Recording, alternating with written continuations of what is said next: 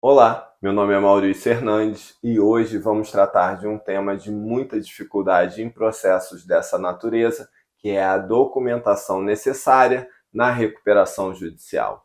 Digo que é um assunto complexo, pois organizar a casa no momento da busca pela superação da crise pode ser algo dantesco. E, gente, nossa explicação nesse vídeo não é exaustiva. Existem diversas variáveis possíveis nessa apresentação de documentos, entre inconsistências que precisam ser sanadas e detalhes que devem ser endereçados. Além disso, os muitos detalhes presentes na legislação de recuperação judicial e falências que todo advogado empresarial deve conhecer de trás para frente. Por isso, não posso ser mais enfático sobre o quanto é necessário o envolvimento de uma equipe especializada em recuperação judicial sempre. Buscar reduzir gastos com isso é um risco incrivelmente alto, mas cada gestão vai ter uma leitura diferente das circunstâncias de sua organização ou empresa e de prioridades. O papel do escritório de advocacia especializado em recuperação judicial é explicar as informações e, com o encaminhamento delas pela administração, buscar o deferimento do processamento. O que ressalto, antes de começar a falar dos itens e da documentação, é que todo aspecto apontado em cada item é essencial para que os encaminhamentos sejam completos. Por exemplo, não encaminhar endereço eletrônico de credor, por mais simples que possa parecer, significa que as informações estarão incompletas. Isso cria o risco de indeferimento do processamento da recuperação judicial ou mesmo de uma determinação de emenda da petição. Nesse contexto, como advogado empresarial, eu já vi de tudo um pouco na minha prática consultiva, desde empresa com as finanças em papel de caderno a nenhum histórico de dados financeiros.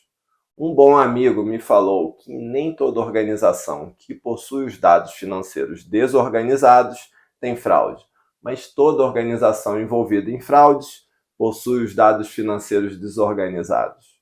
Por outro lado, se estiver tudo organizado demais, é possível que nesse mato tenha cachorro. Contudo, o objetivo do trabalho do escritório de advocacia não é realizar uma auditoria. O que queremos é apresentar tudo organizado, de modo a mostrar proatividade para o juízo e para o administrador judicial. Portanto, meus amigos e minhas amigas, o advogado empresarial especializado em recuperação judicial chega nessas organizações com um prazo curto para entregar resultados. Ele vai recomendar a formação de uma equipe proficiente para reduzir gastos e gerar fontes de receita no mais curto espaço de tempo possível. Antes de mais nada, a chave para a retomada da organização em crise é conseguir, ao longo do processo, melhorar seu fluxo de caixa. A petição inicial da recuperação judicial vai entregar nos autos um corte de realidade da organização em crise. Dessa forma, o juízo e os credores poderão entender o que a levou ao procedimento. O escritório de advocacia empresarial especializado em recuperação judicial terá muitas informações para organizar, compilando uma explicação clara e fundamentada. Defendemos aqui a posição de que associações sem fins lucrativos são partes legítimas para propor recuperação judicial, respeitando, obviamente, as correntes divergentes. Esse entendimento tem se mostrado majoritário em nossa jurisprudência, cumpridas determinadas condições. Estou explicando isso pois existem pequenas variações nos documentos a serem encaminhados. Existem associações sem fins lucrativos cujas fontes de recursos são exclusivamente doações. Nesse caso, a jurisprudência, acertadamente, é contrária à recuperação judicial. Seria estranho, afinal, analisar a viabilidade de uma associação se ela não depende de uma estratégia de mercado que permita reverter com alguma previsibilidade às circunstâncias econômico-financeiras. Ou seja, a associação oferece produtos ou serviços no mercado e recebe, em retorno, contrapartida financeira. Nesse contexto, muitas associações sem fins lucrativos desempenham atividades econômicas de altíssima complexidade, como hospitais, colégios, faculdades e academias. Com isso, criam empregos, recolhem tributos, geram riqueza na sociedade e fomentam intensamente o desenvolvimento do país. A única diferença é que não distribuem lucros para os associados, algo que empresas com fins lucrativos fazem em relação aos sócios. Assim, atuando como as empresas concorrem no mercado, buscando margens operacionais, lucro ou superávit operacional em relação à atividade, sem as quais não sobreviveriam. Essas margens, na verdade, são reinvestidas na geração de valor social e busca dos objetivos da associação. Outro ponto é que a Lei 11.101, em seu artigo 2º, não coloca as associações entre as organizações em relação às quais a recuperação judicial é vedada. A lei estabelece isso em relação a outros tipos de organizações, mas não menciona a associação sem fins lucrativos. Daí a construção jurisprudencial. Lembro que, nos termos da lei, a recuperação judicial tem por objetivo viabilizar a superação da situação de crise econômico-financeira do devedor, a fim de permitir a manutenção da fonte produtora, do emprego dos trabalhadores e dos interesses dos credores, promovendo assim a preservação da empresa, sua função social e o estímulo à atividade econômica. Portanto, o objetivo da lei é preservar a função social da organização. Por tudo isso, para mim, seria estranho vedar às associações a possibilidade de reorganização através da recuperação judicial pela simples diferença de não distribuírem lucros para os sócios. Caso queira que apresentemos esse tema em mais detalhes, fale nos comentários. É importante frisar que as informações devem ser precisas, uma vez que declarações falsas poderão submeter sócios controladores e administradores à pena de reclusão de 2 a 4 anos e multa. Estamos falando aqui do crime de indução a erro previsto na Lei 11.101, no artigo 171, mas a Lei de Recuperações Judiciais e Falências possui diversos outros crimes específicos que demandam atenção.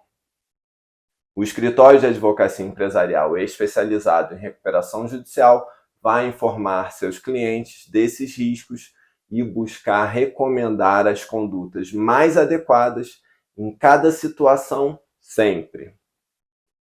Mas vamos ao primeiro passo, que é organizar a documentação necessária na recuperação judicial. Para deixar o mais claro possível, vou começar falando da constatação prévia. Em seguida, abordarei todos os incisos do artigo 51 da Lei 11.101 de 2005, que informa como deve ser instruída a petição inicial. É importante frisar que o descumprimento desses requisitos formais pode acarretar no indeferimento do processamento da recuperação judicial ou mesmo na determinação da emenda da inicial.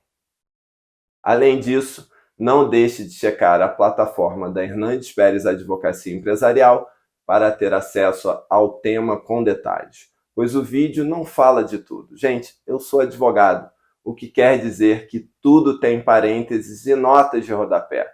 Se eu falasse de cada norma e cada detalhe, o vídeo teria que ser muito mais longo e complexo. E não é esse o propósito desses materiais. Aproveita também, se inscreve no canal, compartilha e clica no sininho para ter acesso a outros temas e colaborar com a produção de novos conteúdos. Para que possamos falar dos requisitos da petição inicial, precisamos explicar sobre a constatação prévia na recuperação judicial.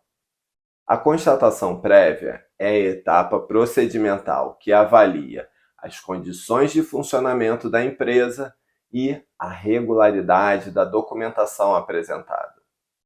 Nesse contexto, não teria sentido nenhum uma recuperação judicial de organização ou empresa que não gera empregos, não produz bens, serviços ou riquezas e não recolhe tributos.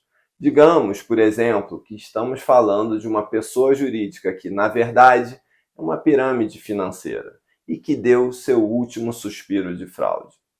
Ela não gera riquezas, mas apenas as consome.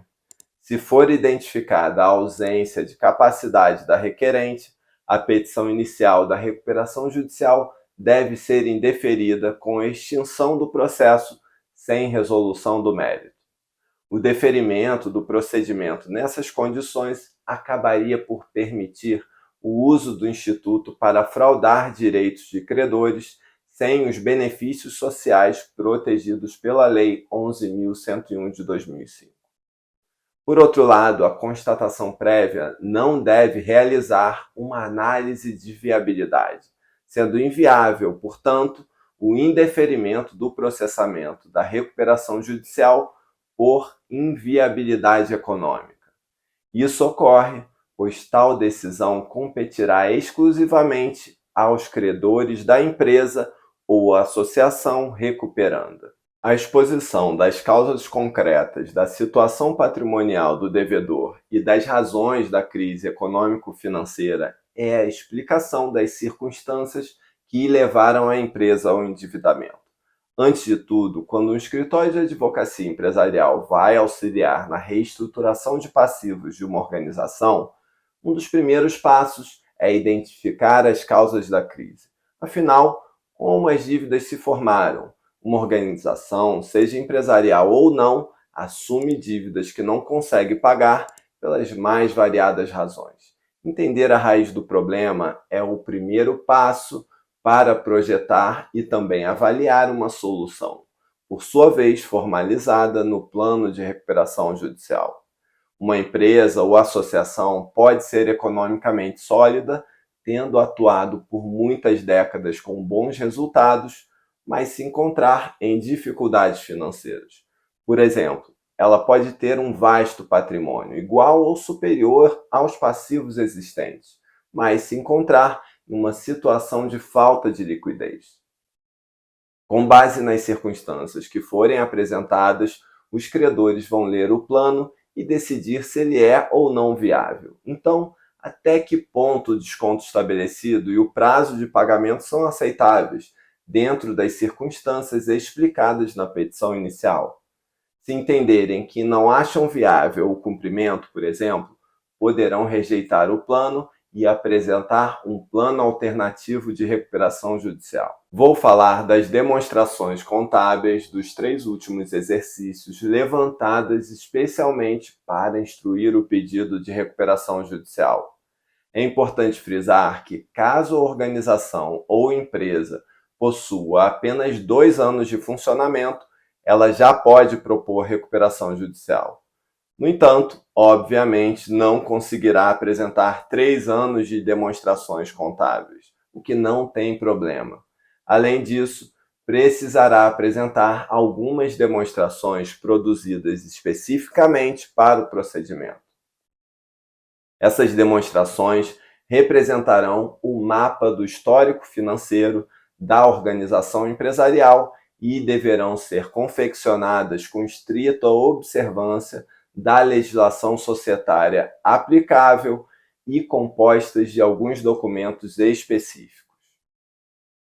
O escritório de advocacia empresarial especializado em recuperação judicial buscará orientar seus clientes a ser bem assessorados por profissionais do setor financeiro no desenvolvimento desses materiais.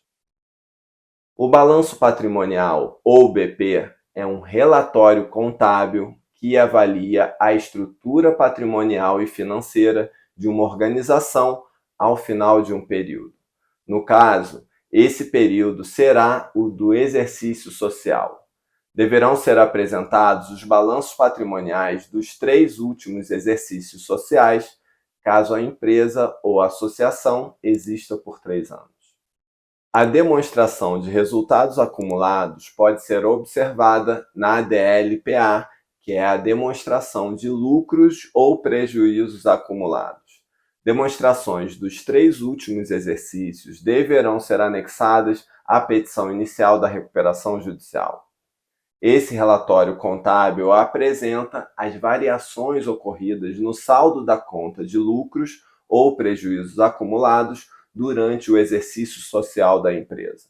Nela será possível compreender o lucro ou prejuízo líquido durante o período contábil, distribuição de lucros caso se trate de uma entidade com fins lucrativos, reserva de lucros, a política de retenção de lucros, caso exista, e os resultados acumulados.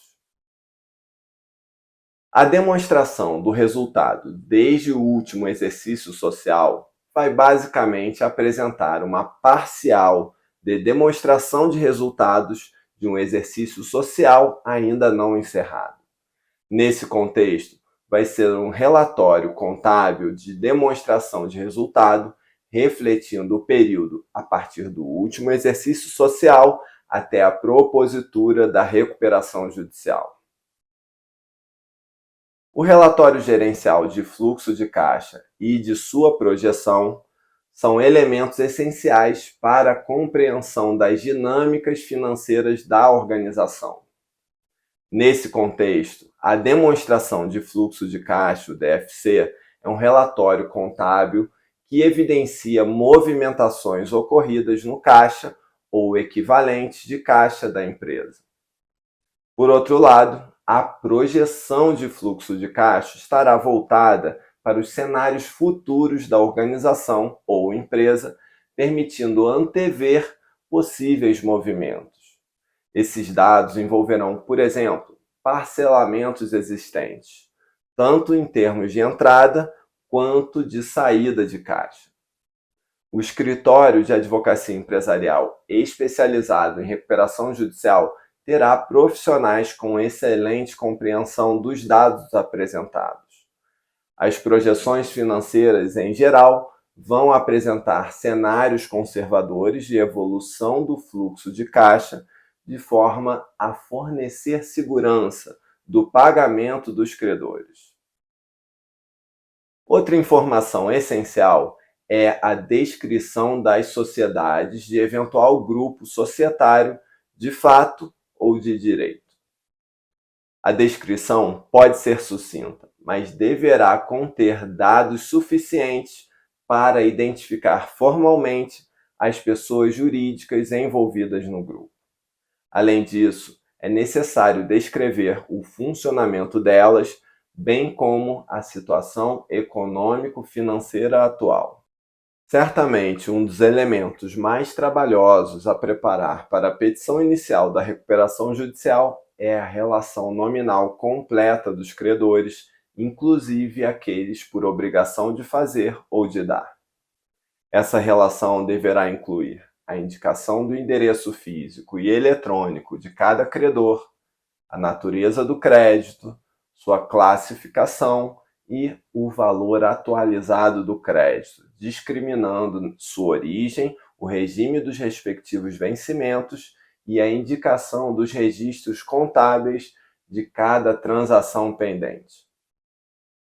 Os credores da organização ou empresa devem ser plenamente apresentados, sujeitos créditos concursais ou não créditos extraconcursais aos efeitos da recuperação judicial. Isso ocorre pois todos os credores podem apresentar uma objeção à relação apresentada nos termos da lei.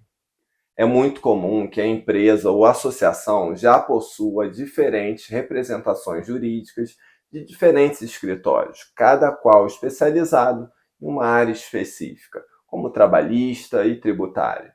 Contudo, para a recuperação judicial, contratam um escritório de advocacia empresarial especializado na área. Então, se inicia uma força-tarefa entre profissionais dos diferentes escritórios. O escritório trabalhista prepara a relação de credores trabalhistas. O escritório da área tributária apresenta os dados necessários de sua competência e assim por diante. O objetivo é sempre salvar a empresa ou a associação e todos costumam se unir em volta desse propósito. Os chamados créditos concursais são os que se submetem à recuperação judicial. Eles serão relacionados em tópico especial, sendo base para publicação após eventuais habilitações ou divergências pelo administrador judicial da segunda lista de credores. Não havendo novas impugnações, teremos a tão aguardada homologação do quadro geral de credores. Como disse, os créditos concursais são aqueles que se submetem aos efeitos da recuperação judicial, e sua inclusão na petição inicial deve organizá-los segundo a classificação dos credores. Os credores da recuperação judicial são dispostos em 4 classes. Classe 1, titulares de créditos derivados da legislação do trabalho. Temos aqui uma construção jurisprudencial que permite limitar em até 150 salários mínimos por credor para inclusão nessa classe com referendo da Assembleia Geral de Credores. Classe 2. Titulares de créditos com garantia real até o limite do bem gravado, como no caso de empréstimos realizados com garantia imobiliária. Classe 3. Titulares de créditos quirografários com privilégio especial, com privilégio geral ou subordinados, que basicamente são os credores que não se enquadram nas outras classes. Além disso, incluem-se aqui os que excederem 150 salários mínimos por credor da classe trabalhista, conforme explicado anteriormente.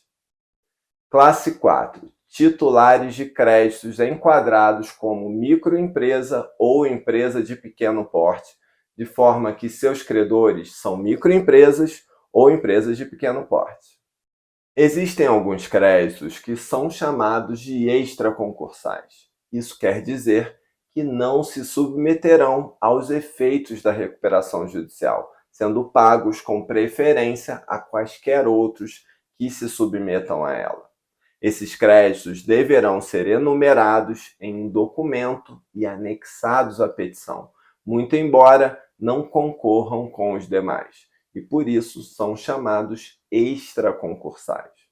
Vou falar quais são os créditos extraconcursais, mas é importante entender que alguns não vão aparecer na petição inicial da recuperação judicial, pois são passivos que surgem após o início dela. Exemplo disso é a remuneração do administrador judicial, que só é devida a partir da recuperação judicial. Outros passivos são considerados apenas por ocasião de uma eventual falência. Seja como for, resolvi colocá-los conjuntamente aqui para que todos possam entender que alguns pagamentos são privilegiados na recuperação, até mesmo para que ela possa funcionar. Sem o pagamento das despesas essenciais para o funcionamento da empresa ou associação, não tem como uma recuperação judicial funcionar, de forma que créditos como esses têm prioridade. Os créditos extraconcursais são créditos em dinheiro, objeto de restituição, sendo que essa deverá ser realizada se a coisa não mais existir ao tempo do pedido de restituição, hipótese em que o requerente receberá o valor da avaliação do bem ou, no caso de ter ocorrido sua venda, o respectivo preço, em ambos os casos, no valor atualizado. Em relação à importância entregue ao devedor em moeda corrente nacional, decorrente de adiantamento a contrato de câmbio para exportação, desde que o prazo total da operação, inclusive eventuais prorrogações, não exceda o previsto nas normas específicas da autoridade competente. Dos valores entregues ao devedor pelo contratante de boa-fé na hipótese de revogação ou ineficácia do contrato em ação revocatória e as fazendas públicas relativamente a tributos passíveis de retenção na fonte, de descontos de terceiros ou de subrogação e a valores recebidos pelos agentes arrecadadores e não recolhidos aos cofres públicos. Créditos trabalhistas de natureza estritamente salarial vencidos nos 3 meses anteriores à decretação da falência, até o limite de 5 salários mínimos por trabalhador, esses créditos deverão ser pagos tão logo haja disponibilidade em caixa. Despesas cujo pagamento antecipado seja indispensável à administração da falência, inclusive na hipótese de continuação provisória das atividades, sendo pagas pelo administrador judicial com os recursos disponíveis em caixa, valor efetivamente entregue ao devedor em recuperação judicial pelo financiador, se referindo aqui ao chamado financiamento DIP, remunerações devidas ao administrador judicial e aos seus auxiliares, reembolsos devidos a membros do comitê de credores e créditos derivados da legislação trabalhista ou decorrentes de acidentes de trabalho relativos a serviços prestados após a decretação da falência, obrigações resultantes de atos jurídicos válidos praticados durante a recuperação judicial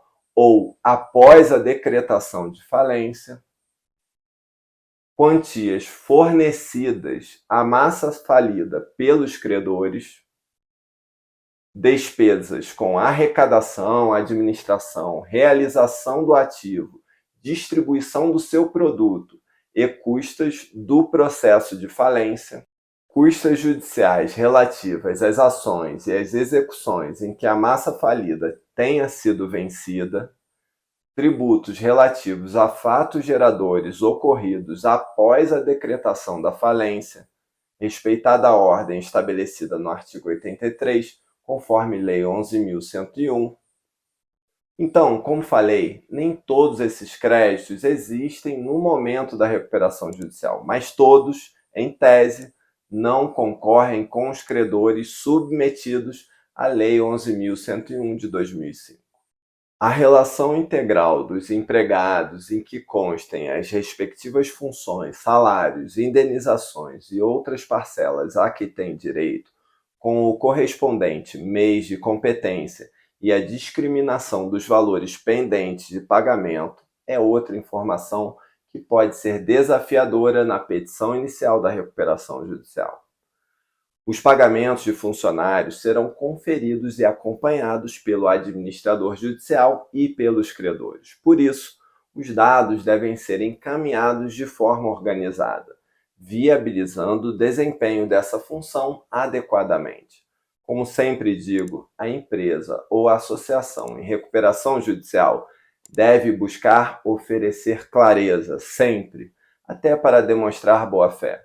Aspecto importante: todos os valores de créditos de natureza salarial vencidos nos últimos 3 meses anteriores ao pedido de recuperação, limitado ao valor correspondente a 5 salários mínimos, devem ser pagos em 30 dias a contar do ajuizamento do pedido. Em razão disso, o devedor precisa apresentar uma lista descritiva, separada especificamente desses créditos. Caso não apresente já na petição inicial, o juiz deverá expedir determinação nesse sentido, sob pena de indeferimento da inicial. Isso ocorre pois nenhuma empresa ou associação sobrevive sem os seus funcionários, e estes não sobrevivem sem sua remuneração. Eu costumo dizer que toda organização só cresce com mais pessoas. Pessoas dedicadas produzindo produtos ou serviços de qualidade e pessoas que os consomem. Portanto, valorizar o capital humano é algo essencial para qualquer empresa ou associação. Entretanto, o fato é que Um dos maiores riscos da recuperação judicial é o passivo trabalhista. Os valores relativos a salários deverão ser pagos em até um ano, de acordo com a previsão no plano de recuperação judicial, o que pode ser difícil. No primeiro ano, muitas vezes, a associação ou empresa ainda está reorganizando a casa, e é essencial ter criatividade para modelar operações que viabilizem a satisfação desses créditos. Esse prazo de um ano pode, cumpridas determinadas condições, ser estendido para 2 anos. A certidão de regularidade do devedor no Registro Público de Empresas, o ato constitutivo atualizado e as atas de nomeação dos atuais administradores são outros elementos essenciais na petição inicial da recuperação judicial. O registro servirá para demonstrar a existência e validade da pessoa jurídica. Além disso, cumprirá com o requisito relativo ao exercício regular por prazo superior a 2 anos. Caso não seja demonstrado o requisito de exercício há mais de 2 anos, o juiz deverá indeferir a petição inicial e, portanto, o processamento da recuperação judicial. Uma empresa limitada, por exemplo, terá por ato constitutivo o contrato social, inscrito na Junta Comercial do Estado. Caso estejamos falando em uma associação sem fins lucrativos, o ato constitutivo será o estatuto e a documentação deverá ser levantada no Registro Civil de Pessoas Jurídicas. As nomeações dos gestores demonstrarão que seus representantes estão regularmente constituídos e que representam a pessoa jurídica de forma adequada. Se for o caso de requerimento de recuperação judicial de produtor rural, a comprovação será feita por escrituração contábil fiscal. A prova do tempo, no caso, será realizada pelo livro caixa digital do produtor rural, pela declaração do imposto de renda da pessoa física e balanço patrimonial. A relação dos bens particulares dos sócios controladores e dos administradores do devedor é algo que costuma desagradar os gestores, que não querem perder seus bens. No entanto, é importante entender que, ao longo da recuperação judicial, há sempre uma preocupação dos sócios controladores e administradores desviarem recursos para si. Então, a relação dos bens particulares é um meio de manter um controle dessa evolução no decorrer do processo, atentando para eventual aumento de seus patrimônios em proporção inversa ao empobrecimento da empresa. Além disso, servirá para aplicar a indisponibilidade dos bens prevista no artigo 82, parágrafo 2º da Lei 11.101, que poderá ser decretada de ofício ou mediante requerimento. Nesse contexto, a informação prestada deverá ser precisa. Informações falsas poderão submeter sócios controladores e administradores à pena de reclusão de 2 a 4 anos e multa. Estamos falando aqui do crime de indução a erro previsto na Lei de Recuperação Judicial e Falência. Os extratos atualizados das contas bancárias do devedor e de suas eventuais aplicações financeiras de qualquer modalidade, inclusive em fundos de investimento ou em bolsas de valores, emitidos pelas respectivas instituições financeiras, têm a perspectiva de comprovar fluxos financeiros do grupo em recuperação judicial. Assim, o fluxo de caixa anexado à petição inicial deve ser relacionado de alguma forma com as contas da organização. O administrador judicial poderá ter acesso regular a esses extratos bancários com o objetivo de acompanhar a evolução da saúde financeira da empresa. O sigilo bancário do devedor que pede recuperação judicial está rompido. O sentido disso é a necessidade de fornecer informações precisas aos interessados no andamento do processo. Nesse contexto, transparência gera confiança não apenas em relação ao juízo e ao administrador judicial, mas também em relação aos credores. Na petição inicial da recuperação judicial, as certidões dos cartórios de protestos situados na comarca do domicílio ou sede do devedor e naquelas onde possui filial são utilizadas para identificar comprovadamente os protestos enfrentados. Obviamente que a norma não exige que a certidão de protesto seja negativa, pois é uma empresa ou associação requerendo recuperação judicial e ela possui passivos. Nesse caso, o administrador judicial vai procurar relacionar todos os protestos aos credores identificados na petição inicial da recuperação judicial. Então, é essencial que tenhamos uma listagem bem organizada e fidedigna. Na petição inicial da recuperação judicial, a relação subscrita pelo devedor de todas as ações judiciais e procedimentos arbitrais em que este figure como parte, inclusive as de natureza trabalhista, com a estimativa dos respectivos valores demandados, é outro elemento a anexar. Ou seja, esse é um documento subscrito pelo devedor através de seu gestor, informando cada ação judicial em que a organização ou empresa figure como parte. É importante frisar que estamos falando de uma estimativa dos valores demandados. Eles serão alterados ao longo do processo de recuperação judicial de forma a identificá-los com maior precisão. A convenção de arbitragem, vale ressaltar, não pode ser recusada pelo administrador judicial, de forma que ela terá sua eficácia respeitada. Na petição inicial da recuperação judicial, o relatório detalhado do passivo fiscal também comporá o panorama de crise da organização ou empresa. Muito embora os passivos fiscais não integrarão os modelos de pagamento de credores no plano de recuperação judicial, eles compõem o cenário de obrigações que deverão ser cumpridos.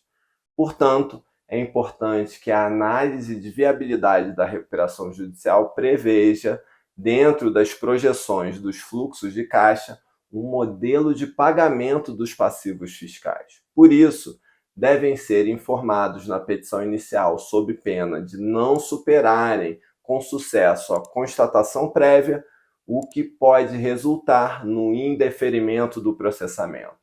Sobre a análise de viabilidade na recuperação judicial, confira o material com vídeo disponível em nossa plataforma. Lembro aqui que agora temos o Instituto da Transação Tributária disciplinada pela Lei 13.988. Caso queira saber mais sobre o Instituto, disponibilizamos diversos materiais sobre o tema no nosso canal, além dos artigos com maiores detalhes. Nesse contexto, dois aspectos importantes.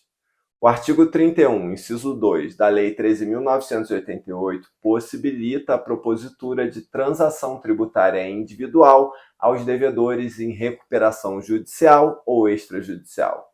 E o artigo 25, inciso 3, a linha B, da Portaria PGFN 6757 de 2022 coloca como irrecuperáveis os créditos de devedores em recuperação judicial ou extrajudicial, o que possibilita os maiores descontos.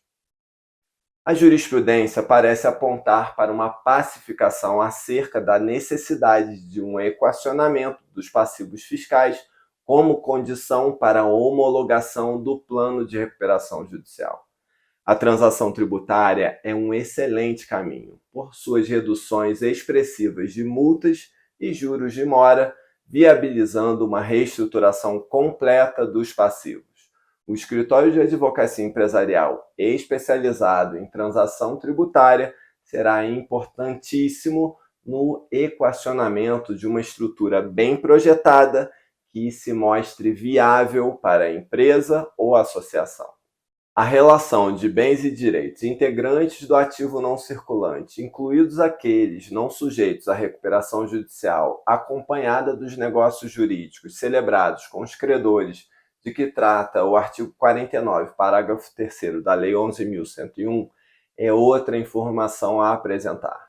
Vamos por partes, começando por diferenciar o que é ativo circulante e não circulante, para que todos entendam do que estamos falando.